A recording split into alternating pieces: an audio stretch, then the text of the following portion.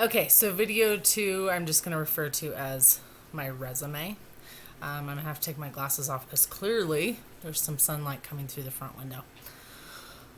Don't mind the cat in the background. As I said, the house is under construction. So, my resume. I'm a 40-year-old wife and mother. I live in southern Colorado. I grew up in southeastern Montana, and I spent time in Maine and Texas. So, as a small child, I lost my dad when I was 10 to cancer. And then a few years later, my mom remarried an amazing man. I'm so blessed to have this man in my life, and I've gotten to do some amazing things because he said, go, do it, take on the world.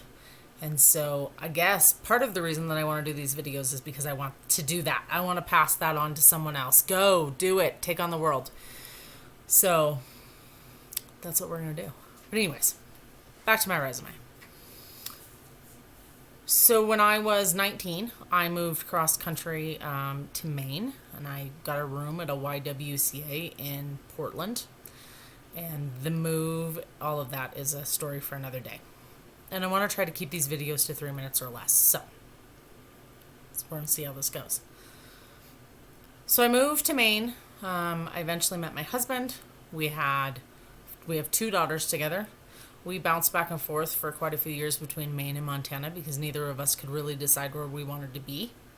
In 2011, we took the leap and moved to Texas, and we spent 6 years there. Didn't love the heat, especially my husband, who's from central Maine, who 75 is too hot for him. So then he said, F this, I want to go somewhere where there's 4 seasons. So we landed on this small town in southern Colorado. Our house sits at 9,100 feet. We started building last summer, and then basically this past summer, with everything going on, we just kind of took a little mini vacation from working on it. So clearly not all of it. Like, I've been doing some work, but it's not the point.